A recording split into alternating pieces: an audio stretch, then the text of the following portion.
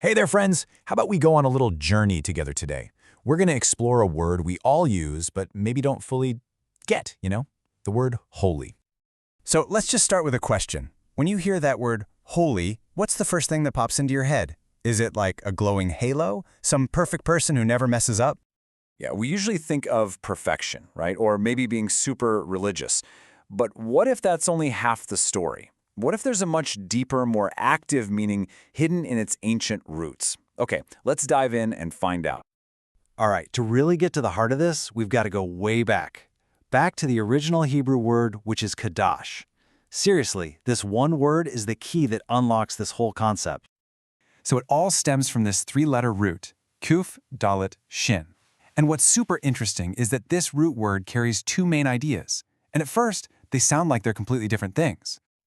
Okay, so check this out. On one hand, Kadosh means to be separated or set apart from everything else. But on the other hand, it also means to be pure or brilliant. Now you might think, wait, how can it be both? Well, they're not opposites at all. Think of them like two sides of the same coin. Something is set apart because it has this unique, brilliant quality.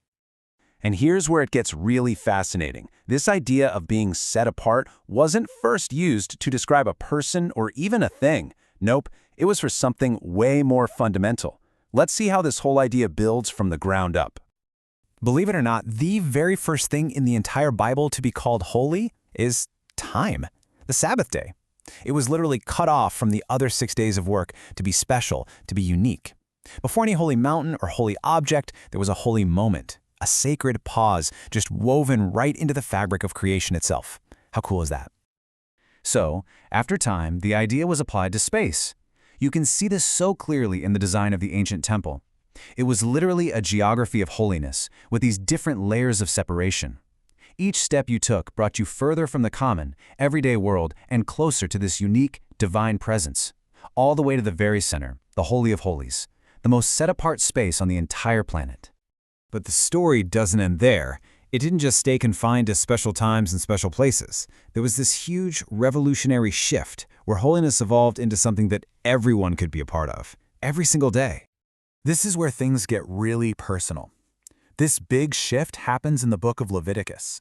All of a sudden, the call to be holy isn't just for a few special priests in a temple. It's for everybody, the entire community. It becomes this project for all of us. But how? How does that even work? Well, this is the beautiful part. Holiness gets tied directly to our actions, to our ethics, basically how we treat each other. It wasn't just about rituals anymore. Being holy meant honoring your parents. It meant being honest in your work. It meant caring for people who are struggling. And, yep, loving your neighbor. It's all about reflecting those divine qualities, like justice and mercy, right here in the real world. So when you understand this Hebrew origin, it completely reframes how we see the word holy in English. It might seem like a small shift, but it's incredibly powerful. Okay, this is a really key point. Our English word holy actually comes from an old word that means whole or healthy. So naturally, we think its opposite is sinful or broken. But remember the Hebrew word kadosh? That means separate. So its opposite isn't sinful. It's just common, ordinary. This means a holy thing isn't necessarily a perfect thing. It's just a thing that's been set apart for a special, unique purpose. That's a huge difference. And that completely changes the goal, doesn't it? Holiness isn't some state of perfection we have to achieve.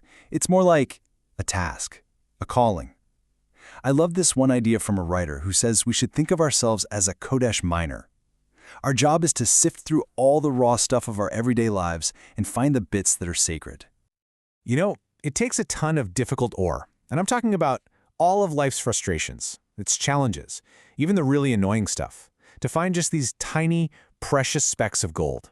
And those gold specks? Those are the moments of gratitude, of real connection, of feeling that divine presence right in the middle of the mundane. The hard stuff isn't getting in the way, it's the very material we have to work with.